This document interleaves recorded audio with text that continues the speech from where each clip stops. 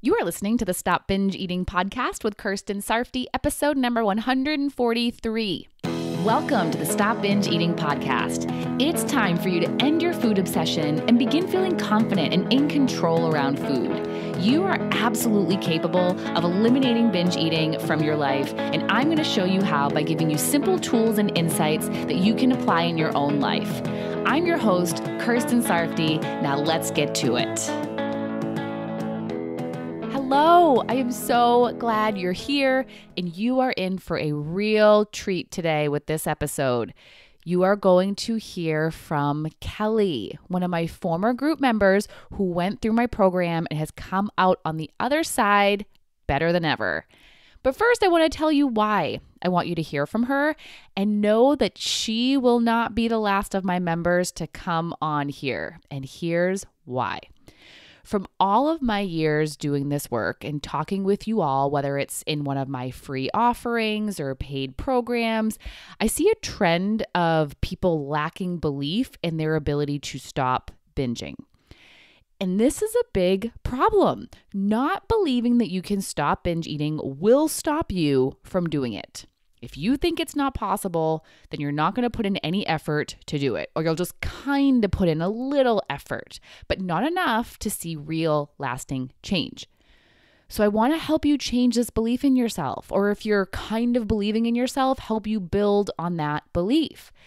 When I do these success story episodes, you'll hear from real live people who have been in your shoes, who have struggled with the similar things that you have, and you'll hear how they did it so you can feel inspired and hopeful that it's possible for you too.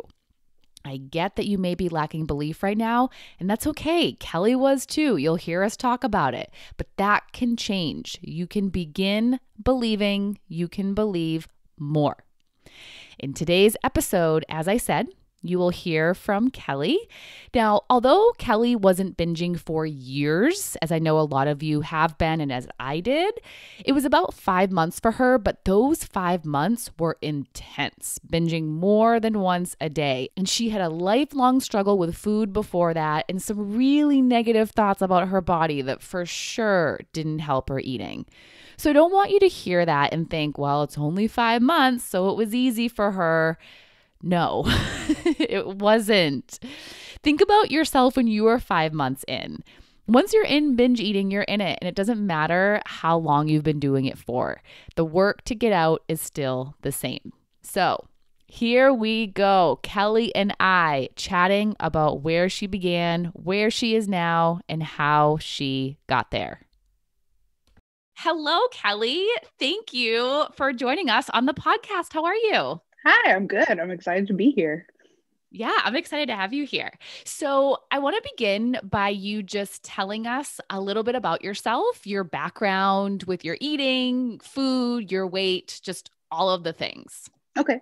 Well, I was referred to quite often in high school as a skinny mini. I was kind of a string bean, but I had food problems. My mom really has food problems, and so it's been a lifelong struggle of just not feeling my emotions. And whenever I was upset, I would eat. I wasn't really binge eating early on, but I mean, probably in elementary school, I was eating for comfort and trying to make myself feel better. And then as I got older and dealt with, more serious life problems, the eating problems just got worse. And in college, I started really struggling with just like still not binge eating, but I was eating a lot of fast food and just all the time, always wanting to eat out and like not understanding like what is wrong with me that I can't stop eating out. I just didn't understand. And then just, as I had babies and life continued and things got harder financially for us, it just got worse and worse. And then I got to the point where I had some other mental health issues going on, some depression and anxiety, and it just kind of built up to where I didn't want to feel any of it. And that's when it really turned into full on binge eating. So it sounds like it was a habit Yeah. that built into itself. Because, Yeah. a lot of the times there's either the people that go on the restrictive diet and then their brain and their body rebound back into binging, or it's just the habit that's built up over time. So for you, Yeah. that sounds like what it was for you. Yeah. And as So, far as the weight goes, like I didn't really see any consequences of my eating until I started having babies. And then, the weight didn't come off. It just kept building up and up. And then that fed into the binging. Well, I don't like how I look and I want to numb that feeling. So I'm going to eat some more. Yeah. yeah, it's so counterproductive, Oh, but yeah. we do it anyway. Yep. That Right? was It my doesn't make logic. I don't want sense. to feel this. So I'm going to eat. Yeah, exactly. Because you're not really thinking about the weight in that moment. You're just Yep. thinking about how you feel, right? It's the same Exactly. thing that happens when we go into a binge. We're not thinking about how we're going to feel after the binge. We're like, no, I just want to get rid of this urge now. I just want to get rid of this feeling now. That's it. That's Yeah. where your head's at. Yep. Get rid of the Yes. discomfort. Yeah. So, how long do you think that you were binging for? About how many years would you say that you were binging? And how often were you binging? So thankfully, the full on binging only lasted about 5 months. But I would say that it was like a really intense session of binging. I was binging multiple times a day for 5 months, and then when I started working with you, I was able to really get on top of it. But I also had the help of my therapist and all of that as well. So it didn't last for very long, but it was pretty intense, pretty severe. So even after your binging stopped, there was probably still some other eating things going on, right? Because there was so much that was going on before the binging even started. So it wasn't like, we just stop binging and then everything's all wonderful. It's No. we got to stop binging, but then there's still all of these eating habits that you had for your entire life that need to be worked through. Yeah, Yeah. I definitely had to work on, what am I actually putting in my mouth and why am I putting it in my mouth? Even after I was finished binging, it was still a lot of thought work about, am I eating because I'm bored? Am I eating because I'm actually hungry? Why do I want to eat this? It was not just like cut and dry. All right, I finished binging and now everything is hunky dory and everything's fixed. Like, no, there's still work that needs to be done. Yeah. Yeah. So, how was your binging affecting your life? How was it negatively affecting you? And even just your other eating habits too? Why were they a problem? Well, I think the biggest problem in my life was that I did not want to pass that on to my kids. So I would hide whenever I was eating. I didn't want them to see what I was eating, how much I was eating, how often I was eating. So I was hiding a lot of the time, trying to not let them see. And it kind of made my husband feel like he was a single parent a lot of the time because he knew I was upset and he knew what I was doing. And he also didn't want the kids to see. So I would just be gone and he'd be, helping the kids with whatever, doing family life. And I was just gone for a while and then I'd reappear like, where were you, mom? Oh, nowhere, nothing. I'm fine now. But I wasn't fine at all. Yeah, it really, I mean, it affected every part of my life. I'm a stay-at-home mom working towards homeschooling because my oldest is 6. So this fall will be the first year of us homeschooling. And so I just knew that it was coming to a head where like something had to change because my husband couldn't deal with being basically a single parent. My house was falling apart. The kids and I relationship was just bad. And I stopped exercising. I mean, it impacted every area of my life. Yeah. And how did you feel going through all of that? Hopeless and pretty dang defeated.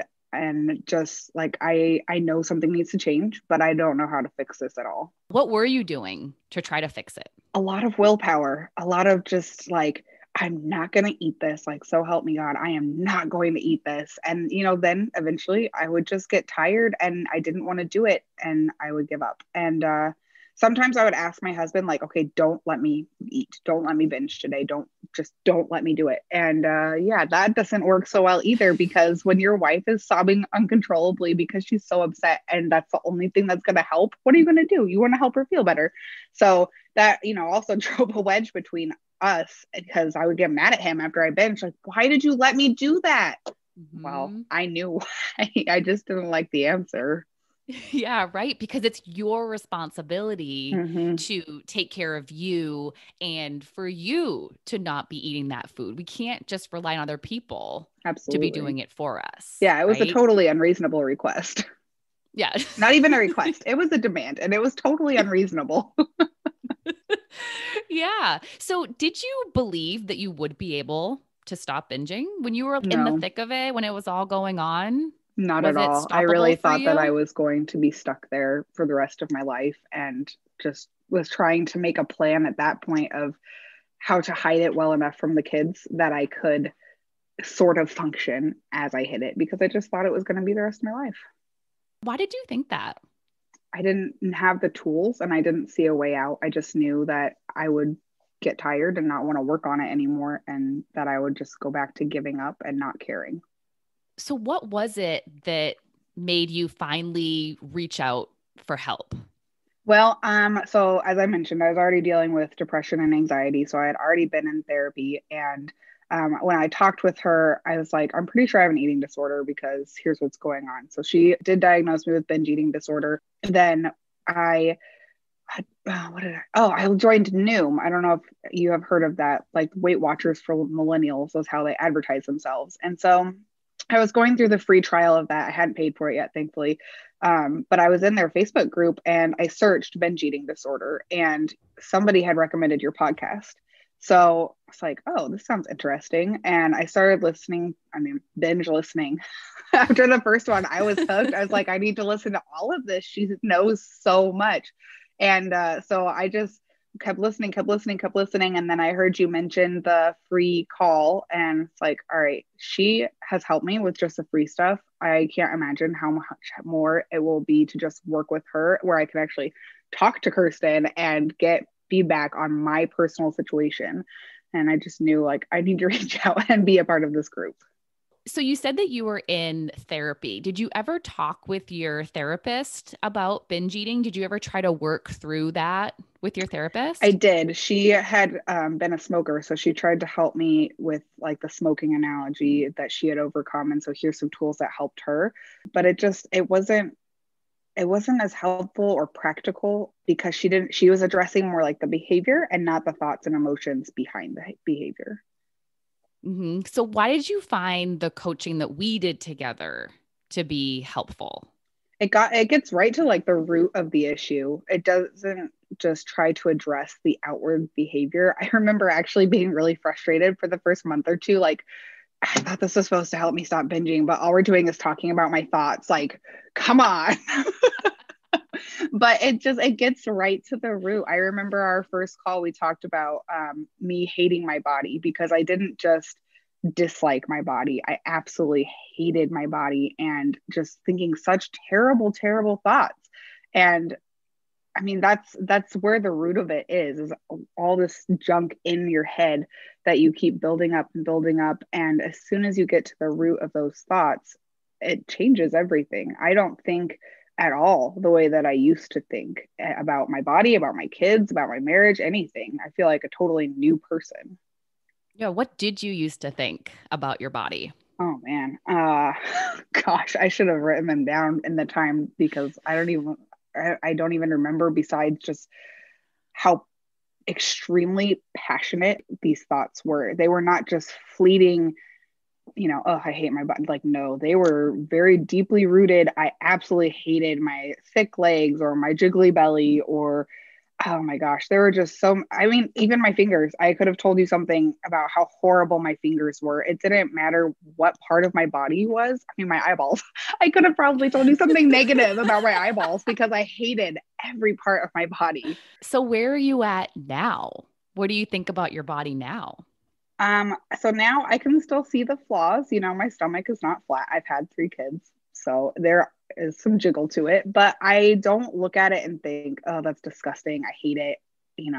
Any of that. I look at it and think, I purposely think this stomach housed 3 babies, and like these hips birthed 3 babies, these thighs strengthen me to carry my children around the house, these arms, even though they are jiggly, they're strong enough to lift my kids. And that is just so much more uplifting and motivating, and I mean healthy. My gosh, it's such a nicer place to be in my head than it used to be.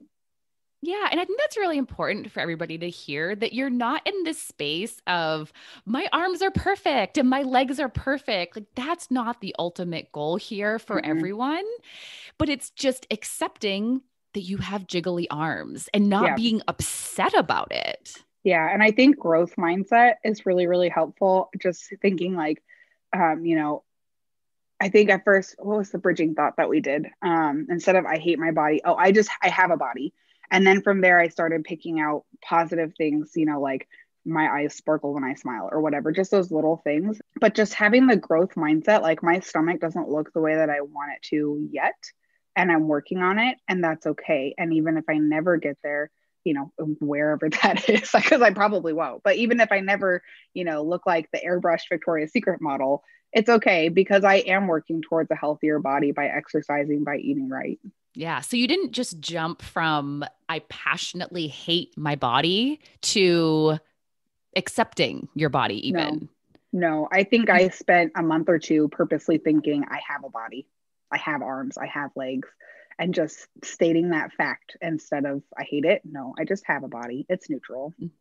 Mhm. Yeah. So like you said, it took you a few months of just kind of being in that space. And you said the first couple months of going through the program, you were like, what the heck are we doing? Yeah. Come on now, Kristen. You said you were going to help me. Yeah. So why do you think you were so committed to the work, even when you were like not fully on board, kind of like, what the heck's going on? Why do you think you were so committed? I think I think it just all goes back to my kids. I knew if and my husband, if I didn't change something, they were probably going to inherit my eating habits, and also that I wouldn't be able to teach them how to deal with their own emotions.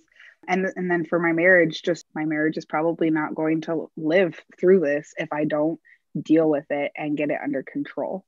And I really just didn't want to keep going through what I was going through. I wanted to move through it and get healthy and be able to live my life in freedom. And I think it's also one of those things where you go into it. In the beginning, you were like, Kirsten can help me. This Yeah. program can help me. And then you got into it and you were like, what is all of this? This isn't what I Yeah. expected, right? But you stayed in it. You stayed in that belief of, I chose this program. I Yeah. chose this path. I'm staying with it. And you also did make an investment in it too. And it's not a small investment. So did that make a difference in your mind as well, that you made a financial investment into this? Yeah, I think it did help. Otherwise, it would have been really easy to just say, you know, I can get this information for free anytime I want. And, you know, it's a big motivator to know I have 6 months to get this work done. And then, you know, it did motivate me to like keep up with the videos, do the work, get the worksheets printed off, and come back and contribute to the group instead of just, you know, hanging out in the background and, oh, there's those other people doing this stuff, but this doesn't even make sense to me. So why bother? Yeah, you did. You definitely did show up for yourself. You showed up a lot in the written coaching, and I was looking back and I saw that you didn't get a ton of live coaching on the group calls. So, how do you think you were able to still be successful in the group even though you weren't getting coached on the calls all the time? And I Yeah. ask this because people get so concerned, like, I need to talk to Kirsten every single week. Yeah. Like, we Yeah. need to be talking every week. And I look at someone like you who still made so much progress, just getting coached live on a call just a few times and then getting a whole bunch of coaching in our online forum. So why do you think that is?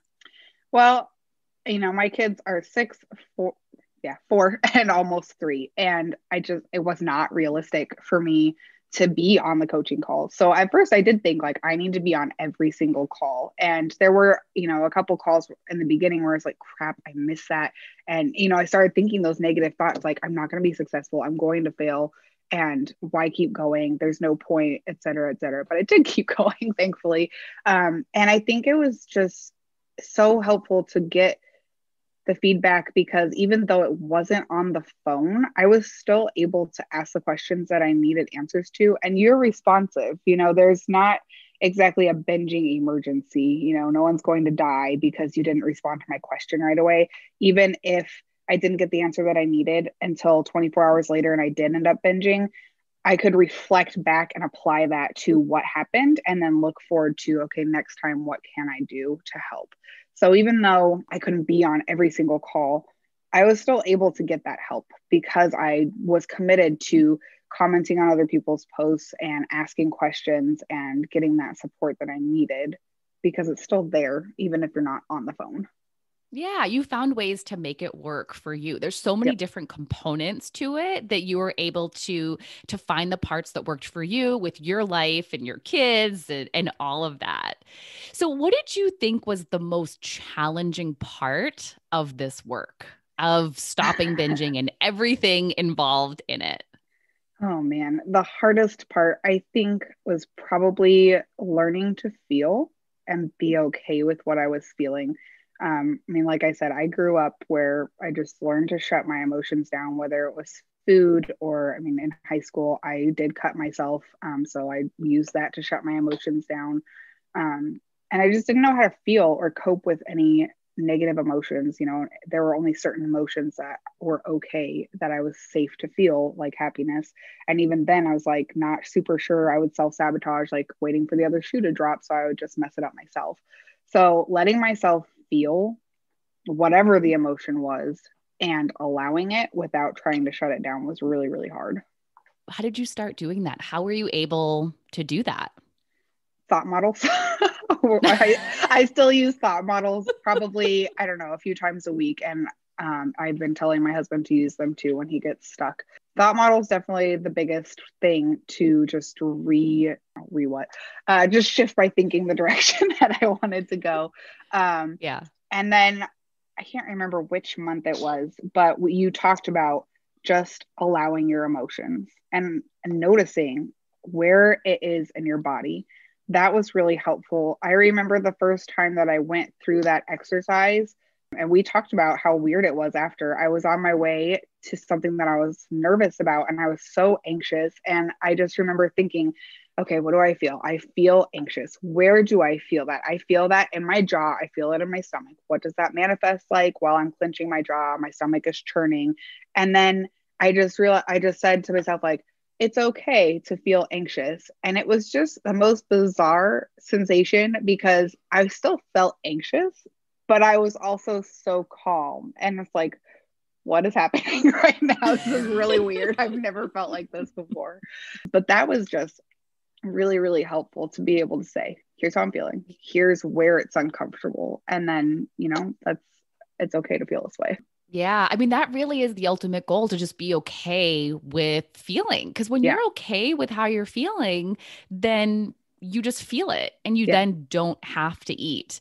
And I do want to say that for anybody who doesn't know what thought models are, it is one of the tools that we use Yes. in the program that just helps you see how you create your feelings and your actions and all of that. I actually did talk about it in a podcast episode. I don't remember what number it is, but it's a tool created by Brooke Castillo that's just amazing. And It's so good. if you join the program, you will get lots and lots of practice Yes. using it for I sure. have a Yeah. notebook full of them.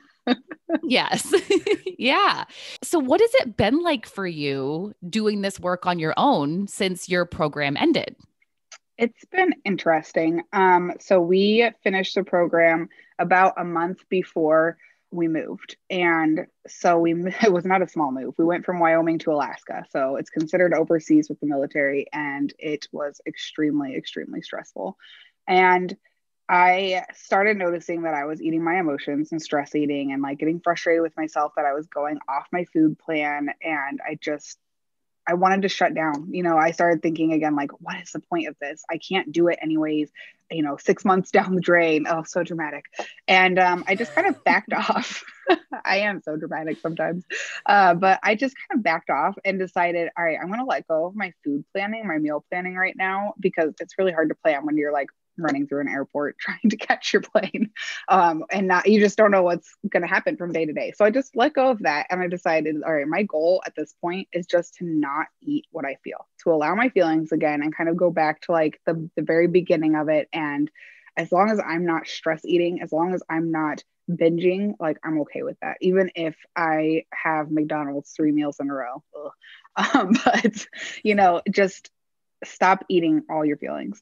And then as we settled in, and only in the last week or so, actually, have I been able to get back on track with meal planning. So as we settled in and got into more of a routine, it's like, all right, I can start writing out, here's what I'm going to eat, and start working on sticking to that plan. And I did slide backwards a little bit. I've had days where I went off my meal plan and I did get frustrated with myself for doing that, but just allowing those feelings and saying, you know what, that's okay. And I can try again tomorrow. And I don't think that the work ever really stops. I think you just have to keep monitoring yourself because life throws you all kinds of curveballs. Yeah. And we have to be able to allow all of that to happen. Yes, you really do. Life, I mean, right now, my 5-year-old is in the background trying to talk to me. Life happens. We just have to let it happen and do the best that we can with it. Exactly. Right. Instead of just trying to change it all. Like we can't change the kid. We can't change our feelings Yeah. always like right in that moment. So we just have to let it happen. And I love that that was where you went to.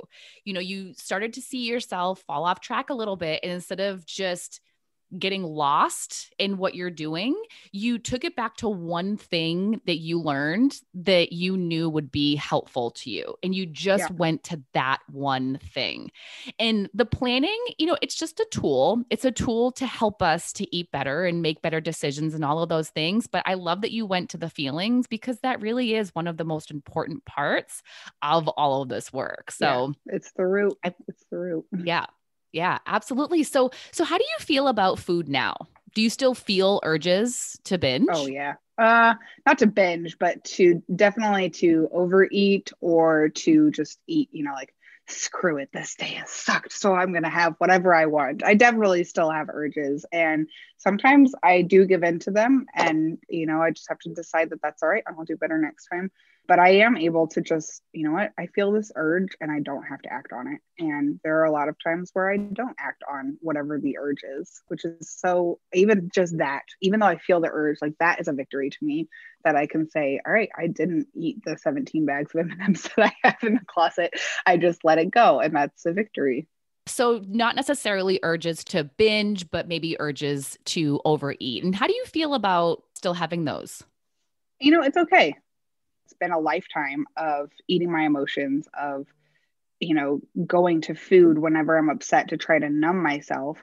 It's going to take time, just like the weight gain didn't happen overnight. It happened over years. So it's going to take years to come off as well. And I think just accepting that it is what it is. Mhm. And I also think that it's normal to have urges to overeat. I mean, I think that even people that we consider to be normal eaters feel that Yeah. sometimes. Well, and not just with eating. I mean, we have urges for everything. And I think everybody feels urges. So it's just a decision on whether or not we're going to act on them. So even if I eventually stop having urges to eat my feelings, I may have an urge to impulse shop or, sleep in past my alarm or whatever, Mhm. and just being able to say, all right, I have this urge. Am I going to act on it or not? Yeah, and I think one of the most common ones that we would see people do is drinking, Mm, right? yeah. Like, oh, I had such a rough day, let's go get a drink. Maybe more so than food, but I think that people do feel urges to use something to calm their feelings down or to avoid feeling, whether it be drinking or food or shopping or whatever it is. Yeah. Even overworking sometimes, right? We're going to overwork so we can avoid life in some way. Yeah. Our So, culture gives us so many options to avoid our feelings. yeah, There's no end to absolutely. the Too many. list. Yes. Yes. Yeah. So you did mention your weight because you wanted to lose weight, Yeah. right? While you were in this program and prior to and all of that. So what was that like for you to go through this work to stop binge eating while also wanting to lose weight? Because as many people know, I don't encourage weight loss as you're stopping binge eating because it's just very discouraging. It's Yeah. very discouraging when you lose some weight and then binge it back and lose weight and binge it back because then you're failing at two goals. Yeah. And that's not helpful, especially the way that people try to lose weight by overly restricting their food, which is going to perpetuate binging as well. It's just not useful. So I ask people to just set aside their weight goals for now and just focus on not eating so much food. So what was that like for you? It was really hard. It was really hard because I had been set, since baby number one, when I got pregnant with number two, I still had some pounds to lose. And so it just kind of kept adding up and it was really hard. I'd been wanting to lose weight for 5 years and knowing that, okay, she really just wants me to put this aside. Well, I did not like that, but I think it took me a couple months to be like, all right, it's fine. I'm not going to work on losing weight right now. Yeah. Yeah. Yeah. And what's really helpful, what's most helpful, I think, when going through that, and you can tell me your experience with this too, is getting to that body acceptance piece Yeah. that you were talking about before. When you can just accept where your body is right now, it's easier Yeah. to not feel that drive to lose weight right now. Yeah.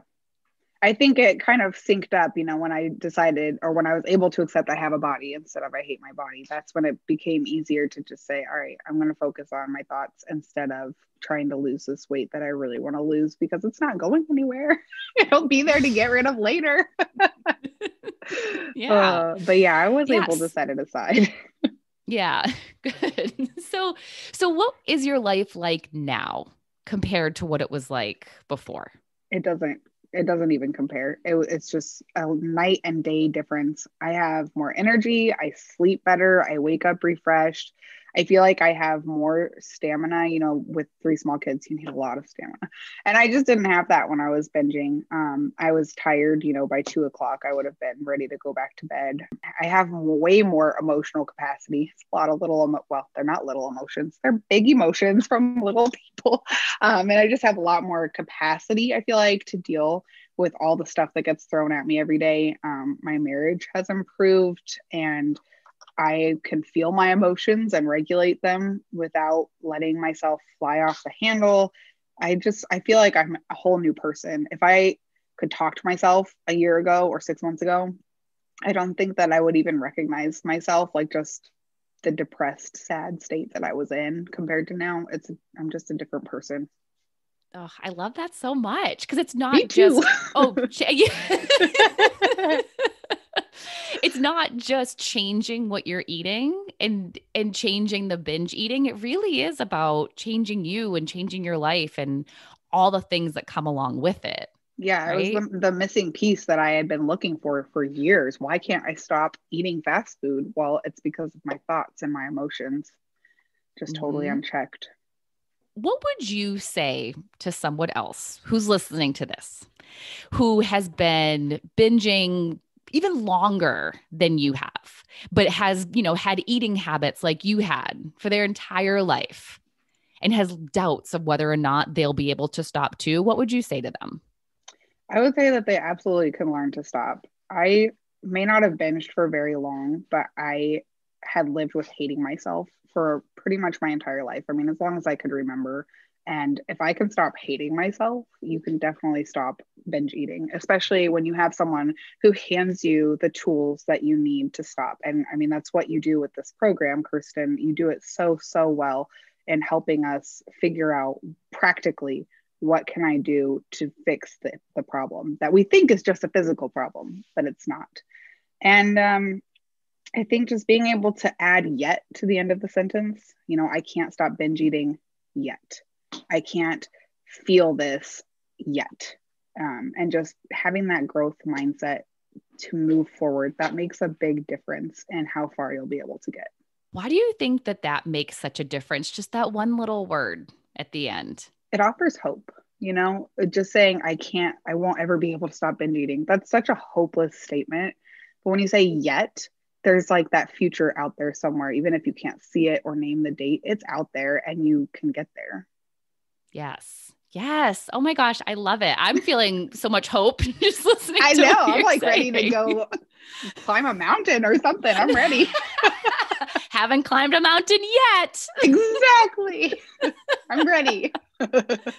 So good. So I think we pretty much covered it all, but are there any other words of wisdom that you would like to share that you haven't already? I think the last thing that I would say is as much as it feels like it's not a choice, it is a choice. And we were talking about the scale. I stepped on the scale. I saw how much I weighed. I got upset and I binged. So then the next time I stepped on the scale, it was higher. I got upset and I binged.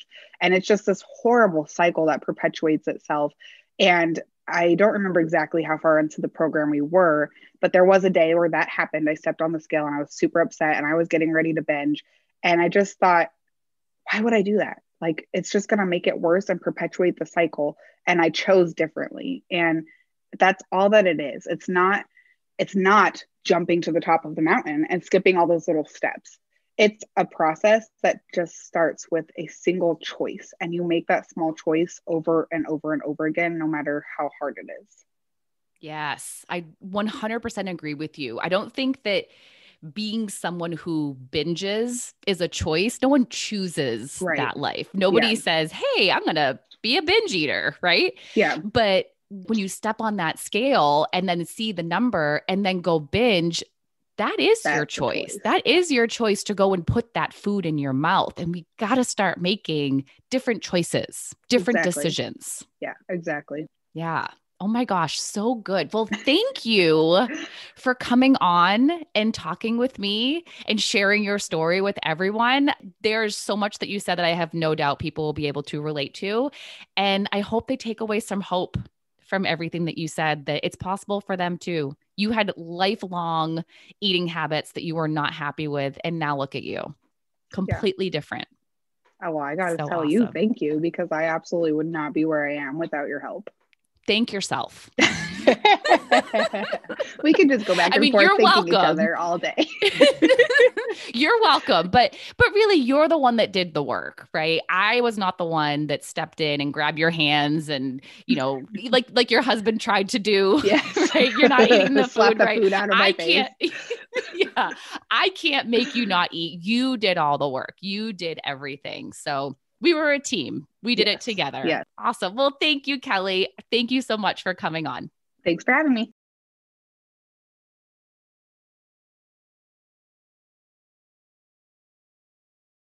How awesome is she? I am so proud of her. She held on to her commitment and didn't forget why it was important for her to do this work. She learned how to be okay with feeling, which is huge for stopping binge eating. She handles life's twists and turns in a more productive way and bounces back more quickly if she falls down. Her lifelong struggle with her eating is no longer a struggle. That doesn't mean that she never thinks about food, that her eating is perfect, or that she never feels urges to overeat. But she has the tools that she needs and she uses them. And her life now is so much better because of it. This is what can happen when you commit to stopping binge eating. You can change and your whole life can change. Now, if you're interested in doing what she did and joining me in my group program, you can find all the information about that by going to coachker.com/group. I would love to be a part of your process and help you get to where you want to be. All right, that's all for today. I will talk to you next time, and keep an eye out for more inspiring success stories in the future. Bye-bye. Thank you for listening to the Stop Binge Eating podcast. If you like what you heard today and you want more, go to coachker.com/free. That's COACHKIR.com/free to get some awesome free stuff to help you stop binge eating.